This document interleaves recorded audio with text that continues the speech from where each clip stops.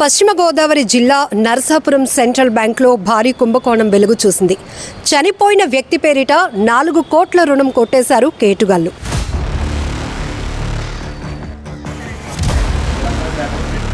మా పొలం తీసుకిచ్చారన్నారు, ఫీల్డ్కి రాగానే మా పొలం చూడకుండా లోన్ ఎలా ఇచ్చారో తెలియట్లేదు. అతని పేరు 1,36 లక్షలు, పులపరెడ్డి ప్రసాద్ గారి పేరు 2,36,00,000.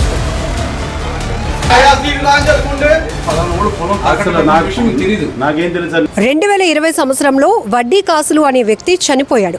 అయితే 2024 సంవత్సరంలో వడ్డీ కాసులు అనే వ్యక్తి పేరిట వేముల దీవిలో ఉన్న 19 ఎకరాల రొయ్యల చెరువు పైన 4 కోట్ల రూపాయల రుణాన్ని తీసుకున్నారు కోనపరెడ్డి ప్రసాద్, చంద్రశేఖర్ అనే వ్యక్తులు. అయితే ఇప్పుడు ఈ వడ్డీ కాసులు అనే వ్యక్తికి సంబంధించినటువంటి వారసులు అదే చెరువు పైన రుణం తీసుకునేందుకు ఆ సెంట్రల్ బ్యాంక్ మేనేజర్ ప్రకాశం దగ్గరని అప్రోచ్ అయ్యారు.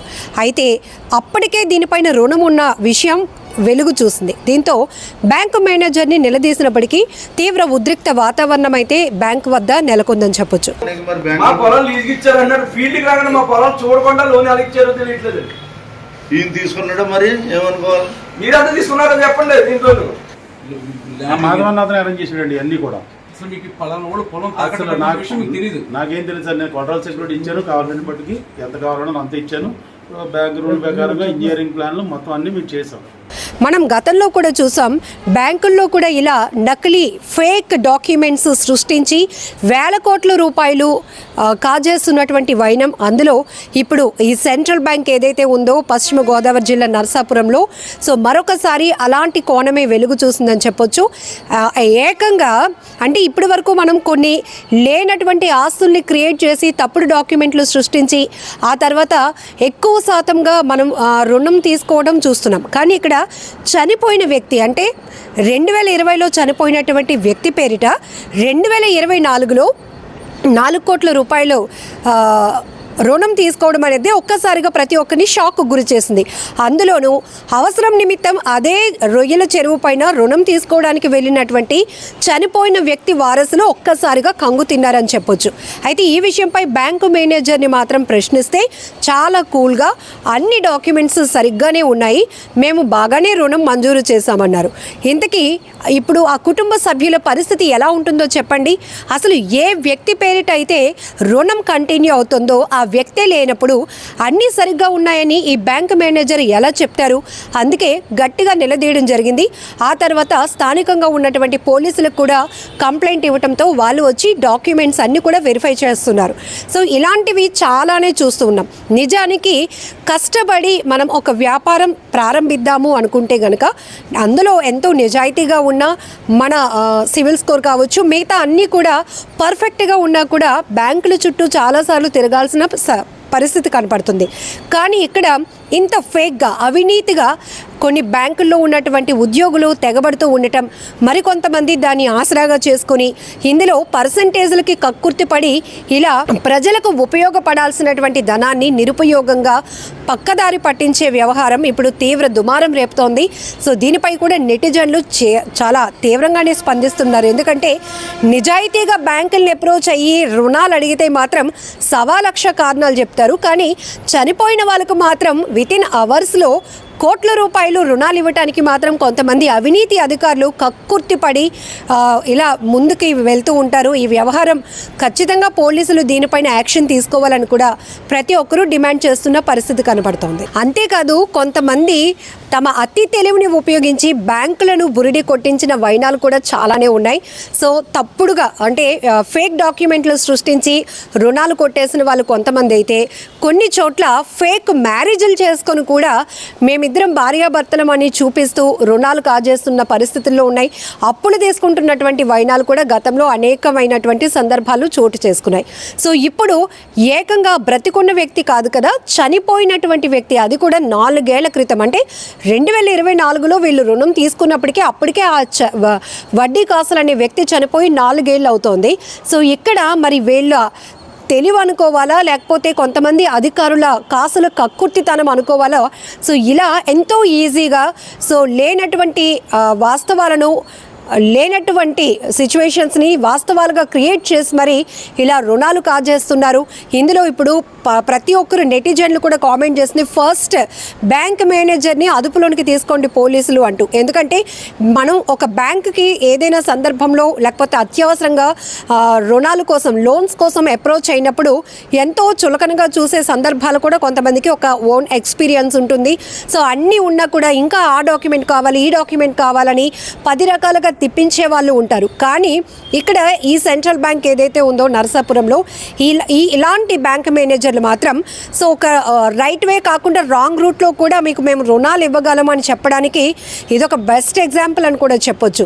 ఏదేమైనా ఇలాంటి మోసాలకు తెరదించాలి అంటే ఖచ్చితంగా ఇలాంటి నకిలీగాలపై సివియర్ యాక్షన్ తీసుకోవాల్సిన అవసరం కూడా ఉంది. సో ఈ బ్యాంక్ మేనేజరే కాదు, అక్కడ రొయ్యల చెరువుకు సంబంధించి ఎవరైతే అధికారులు కూడా అక్కడ మానిటరింగ్ చేయాల్సినటువంటి సిస్టమ్ ఉంటుంది. సో ఇది ఎంత వాల్యూ, దీనిపైన ఈ పర్సన్ ఎవరైతే లోన్కి అప్రోచ్ అవుతున్నారో ఆ పర్సన్ అసలు ఏంటి, ఉన్నారా లేకపోతే ఆయన ఫైనాన్షియల్ సిచ్యువేషన్ ఏంటి, ఇవన్నీ కూడా వాళ్ళు డాక్యుమెంట్ వెరిఫికేషన్ చేయాల్సి ఉంటుంది.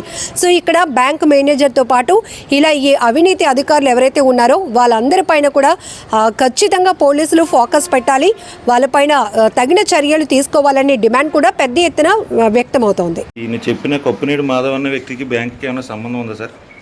ఆయన మా ఎగ్జిస్టింగ్ కస్టమర్ అండి, మా బ్యాంక్ కస్టమర్ ఆయన అంతే, అంత మించి వేరే సంబంధం లేదు. కస్టమర్ చెప్తే ఇచ్చేస్తారు సార్ లోన్? కస్టమర్ చెప్తే ఆయన తీసుకొచ్చారు సార్ కస్టమర్. సో మేము ఆయన వెరిఫై చేసుకున్నాము, ఆయన ప్రాపర్టీ చూసుకున్నాము, ఆయన లోన్ ఇచ్చాము, అంటే సెక్యూరిటీ తీసుకున్నాము అని సార్. ఓకే,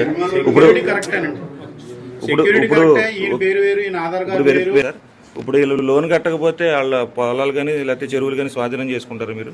లేదండి. మరి ఎలా ఇచ్చారండి? ఆయన ప్రాపర్టీ సెక్యూరిటీ ఇచ్చారు కదండి మాకు, మేము మోర్ దాన్ 100% సెక్యూరిటీ, ఆయన ల్యాండ్స్, మేము వాళ్ళ ఫిష్ ట్యాంక్ ఆయన సెక్యూరిటీ తీసుకొని వాళ్ళ దగ్గర 4 కోట్ల పైన ప్రాపర్టీ సెక్యూరిటీ తీసుకొని మేము ఇచ్చాం. ఫిష్ ట్యాంక్ అయింది కాదు కదండి? ఆయన ఉంది సార్, ఆయన కూడా ఆయన ఎకరాలు ఓన్ ఫిష్ ట్యాంక్ ఉంది. ఆయన ఉన్నప్పుడు మళ్ళీ ఏళ్ళని తీసుకున్నారు వర్కింగ్ క్యాపిటల్ అసెస్మెంట్ కోసం అని చెప్పి మేము అడుగుతాం. అప్పుడు లోన్ మాకు ఇంత లోన్ కావాలి అంటే అంత లోన్కి ఎందుకు కావాలి, ఎంత అడిగితే మేము ఇన్ని ఎకరాలు మేము లీజ్ చేస్తున్నాము, లీజ్ కూడా చేస్తున్నాము, దీనికి ఇంత ఖర్చు అవుతుంది కాబట్టి ఆ ఖర్చు తగ్గట్టుగా మాకు కావాలని అడుగుతారు.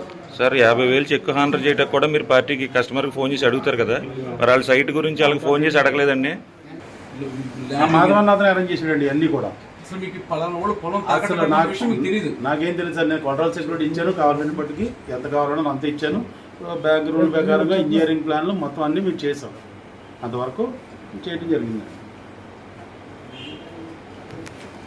లోన్ అయితే తీసుకున్నారండి మీరు? ఆ లోన్ అయితే తీసుకున్నాను. ఎంతండి? 2,30,00,000 చిల్లర, అంటే రఫ్గా నేను చెప్పలేను, 2,30,00,000 చిల్లర. ఇప్పించిందంతా ఇప్పించిన వ్యక్తి పేరు కొబ్బరి మాధవ, మేనేజర్ గారు. 2,30,00,000 చిల్లర. ఆ డాక్యుమెంట్స్ కానీ అవి కానీ మీకేం తెలియదు? నాకేం తెలుసు. మీరు ఆయన అప్రోచ్ అయ్యారు లోన్ కోసం? లేదండి, లోన్ కోసం ఆయన మాధవ అన్న మీరు అప్రోచ్ అయితే ఆయన ఈ బ్యాంక్ తీసుకొచ్చారు. ఇవాళ మా భూములని ఈ సెంట్రల్ బ్యాంక్లో అటాచ్ చేసి మా భూములపై లోన్ ఇచ్చినట్టు ఇవాళ రావడం జరిగింది. మేము ఈరోజు లోన్కి వేరే బ్యాంక్లో ఐడిఎఫ్సి అని బ్యాంక్లో లోన్ పెట్టుకోవడానికి మాకు డబ్బులు అవసరం వచ్చి లోన్ పెట్టుకుందామని మా భూములపై వెళితే ఈరోజు మా భూములన్నీ లోన్ ఆల్రెడీ తీసుకున్నట్టు లోన్ ఉంది మీకు అని చెప్పితే మేము అవాక్ అయ్యాము అక్కడ బ్యాంక్లో. ఏంటి మా పేరు బ్యాంక్ లోన్ తీసుకుంటాం ఏంటంటే పలానా బ్యాంక్లో సెంట్రల్ బ్యాంక్లో 1,35,00,000 ఒకటి 2,36,00,000 మీకు బ్యాంక్ మీ పేరుని లోన్లు ఉన్నాయని ఆల్రెడీ చెప్పాడనే మాకు ఒక్క నిమిషంలో మాకు ఏం చేయాలో మాకు ఆలోచన పట్టలేదు. వెంటనే సెంట్రల్ బ్యాంక్ మేనేజర్ గారి దగ్గరికి వచ్చి సంప్రదిస్తే మమ్మల్ని ఎవరిని సంప్రదించకుండా ఎవరో పేరుని మా నాన్నగారి పేరు 2020లో మా నాన్నగారు చనిపోతే 2024లో ఈ ఫేక్ డాక్యుమెంట్స్ అన్ని సృష్టించి ఒక విఆర్ఓ గారు ఫీల్డ్ అసిస్టెంట్ వీళ్ళందరూ సర్టిఫికేట్లు సృష్టించి వాళ్ళ 2,36,00,000 మా అమ్మగారి పేరు మా నాన్నగారి పేరును లోన్ చేయడం జరిగింది. వాళ్ళ మనం బతుకున్న వ్యక్తి ఎన్నో 5 ఎకరాల పొలం పట్టుకెళ్ళి ఒక 5 లక్షల లోన్ కావాలంటే నీ సివిల్ బాగోలేదు, నీకు ఐటీఆర్ లేదు, లేదా నీ పొలం ఎక్కడ, నీ ఆస్తి ఎక్కడ, నువ్వేం చేస్తావు, ఇవన్నీ 1,00,000 ప్రశ్నలు వేసి వాళ్ళ ఒక 5 లక్షలు 10 లక్షలు లోన్ ఇవ్వటానికి అనేక ఇబ్బందులు పెడుతున్నారు బ్యాంక్ వాళ్ళు. ఈ సెంట్రల్ బ్యాంక్ అనేది కేంద్ర బ్యాంకు. ఒక మేనేజరు ఒక ప్రాబ్లంతో మేనేజర్ ఫ్రాడ్తో ఇవాళ ఇంత దుష్కరం చేశారు.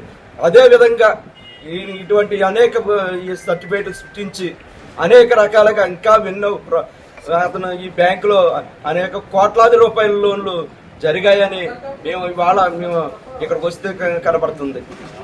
అందుచేత మా ఇటువంటి జరిగినటువంటి వాళ్ళని పోలీసు వారి డిపార్ట్మెంట్ వారు ఇక్కడే ఉన్నారు, వాళ్ళపై చర్యలు తీసుకుని మా భూముల్ని వెంటనే విడిపించాలని, మాకున్నటువంటి ఇవన్నీ రద్దు చేసి మాకు న్యాయం చేయాలని మీ మీడియా పరంగా మేము తెలియజేసుకుని మిమ్మల్ని కోరుకుంటున్నాం.